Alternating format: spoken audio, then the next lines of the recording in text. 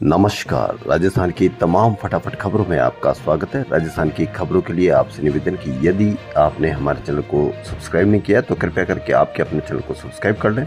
तो बढ़ते हैं आज की बड़ी खबर की ओर, जो राजस्थान में वोटिंग से आ रही है। जी हां, राजस्थान में वोटिंग 6% घटी। 4 जून को चौंकाने वाले नतीजे आ सकते हैं। जी हां, जब जब वोटिंग बढ़ती है तो भाजपा को फायदा होता है और जब जब वोटिंग घटती है तो भाजपा को नुकसान होता है। ये पिछले ट्रेंड से पता चल रहा है। तो इसलिए भाजपा की हैट्रिक या कांग्रेस का खाता खुलेगा, दोनों ही स्थितियों में इस चुनाव का परिणाम चौंकाने वाले होंगे। राजस्थान में लोकसभा चुनाव के पहले चरण में शुक्रवार को 12 सीटों पर करीब 57.87% मतदान हुआ। ये पिछले 2019 के चुनाव में 63.72% मतदान से करीब 6% कम है। सियासी विश्लेषकों का मानना है कि कुल मतदान प्रतिशत में अंतर से ज्यादा यह मायने रखता है कि किस पार्टी का वोट प्रतिशत घटा है। यदि भाजपा का वोटिंग प्रतिशत घटता है तो कम से कम 15 से अधिक सीटों पर नुकसान होगा। वहीं यदि कांग्रेस का घटता है तो पिछली बार की तरह हैट्रिक यानी 25 में से 25 सीटें जीतने की उम्मीद हो जाती है। लेकिन फिर भी कई सीटें ऐसी है जहां पे कड़ी टक्कर थी भाजपा और कांग्रेस में।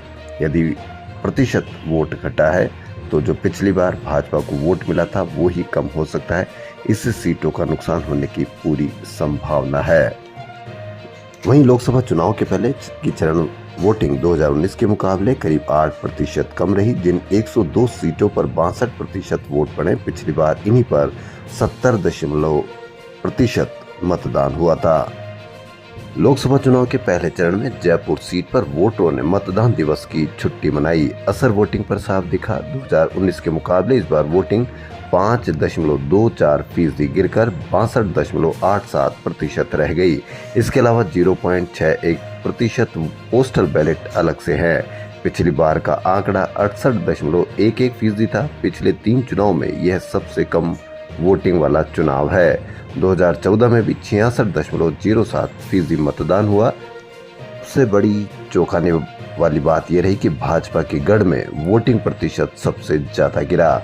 सांगनेर विधानसभा क्षेत्र में 8.21%, बगरू में 8.3% और मालवीय नगर में 5.51% कम वोटिंग रिकॉर्ड हुई है।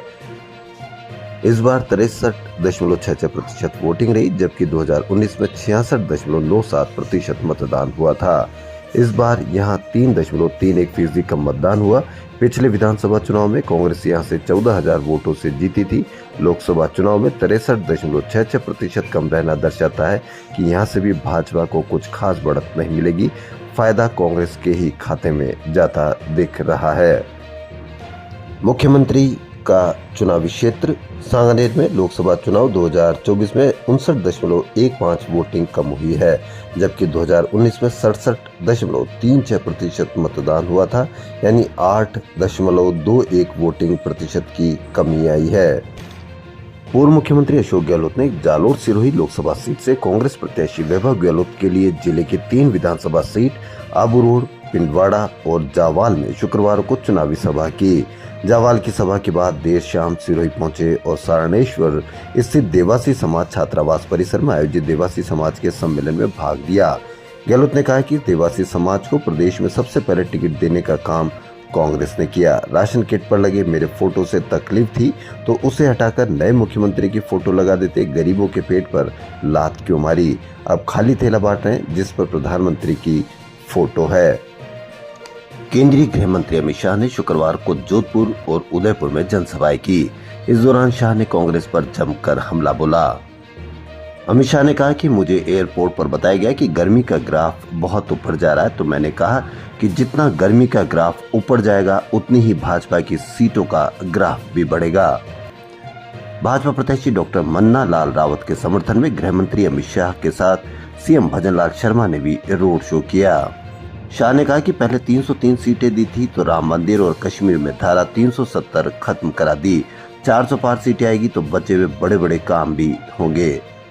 लोकसभा चुनाव के दौरान मतदान केंद्र संख्या पर राजकीय उच्च प्राथमिक विद्यालय पर तैनात पुलिस कर्मी द्वारा वृद्ध सिख दंपत्ति से कृपाण उतरवाने पर विवाद हो गया। जैसे इस घटना की जानकारी सिख समुदाय में मिली तो उनमें आक्रोश फैल गया। मामले की जानकारी मिलने पर कई श्री गंगानगर से भी सिख समुदाय के प्रतिनिधि मौके पर पहुंचे और माफी मांगने की बात पर अड़े रहे।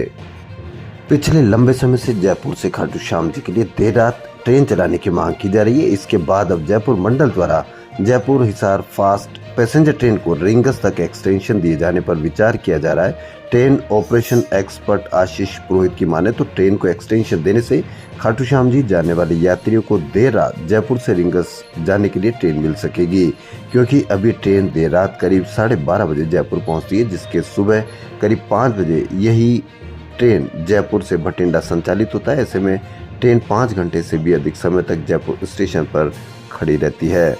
तो अब देखना यह है कि खाटू श्याम जी के लिए जयपुर से कब ट्रेन चल सकती है। पुरस्कृत शिक्षक फोरम की ओर से भारत के द्वितीय राष्ट्रपति डॉक्टर एस राधाकृष्णन की 50वीं पुण्यतिथि मनाई गई। डॉक्टर एस राधाकृष्णन शिक्षा संकुल में हुए इस कार्यक्रम में फोरम से जुड़े शिक्षकों ने राधाकृष्णन की मूर्ति पर माल्यार्पण किया। राजस्थान से दहेज की घटना की खबर। पीपलकूट के कालीघाट में शुक्रवार को दूल्हे द्वारा की गई दहेज की मोटी मांग को जब दुल्हन का परिवार पूरा नहीं कर पाया तो दूल्हा इतना नाराज हो गया कि वरमाला के बाद शादी को बीच में ही छोड़कर भाग गया। नतीजा ये हुआ कि हाथों में मेहंदी लगाए बैठी दुल्हन मंडप में ही बैठी रह गई। दुल्हन के पिता ने दूल्हे के खिलाफ पीपलकूट थाने में मामला दर्ज करवाया है। आरटीई के तहत निजी स्कूलों में निःशुल्क प्रवेश के ऑनलाइन आवेदन की प्रक्रिया शुरू हो गई है, लेकिन राज्य में संचालित महात्मा गांधी इंग्लिश मीडियम स्कूलों में प्रवेश के लिए आवेदन का शेड्यूल फिलहाल घोषित नहीं किया गया है। शिक्षकों के चुनाव ड्यूटी में व्यस्त होने के कारण शेड्यूल घोषित होने में विलंब हुआ है। विभागीय अधिकारियों ने बताया कि महात्मा गांधी इंग्लिश मीडियम स्कूलों में प्रवेश की प्रक्रिया अगले महीने मई से शुरू होगी। तो यानी जो भी महात्मा गांधी स्कूलों में प्रवेश करवाने की सोच रहा है उनको थोड़ा इंतजार और करना होगा। राजस्थान के सरकारी स्कूलों में पढ़ने वाले विद्यार्थियों को छात्रवृत्ति के लिए पिछले साल नवंबर माह में हुई national means cum merit scholarship परीक्षा का परिणाम 8वीं बोर्ड परीक्षा के रिजल्ट के बाद घोषित किया जाएगा। राजस्थान की खबरों में फिलहाल इतना ही। यदि आपको राजस्थान की खबरें पसंद आ रही तो लाइक, सब्सक्राइब और शेयर अवश्य करें। धन्यवाद।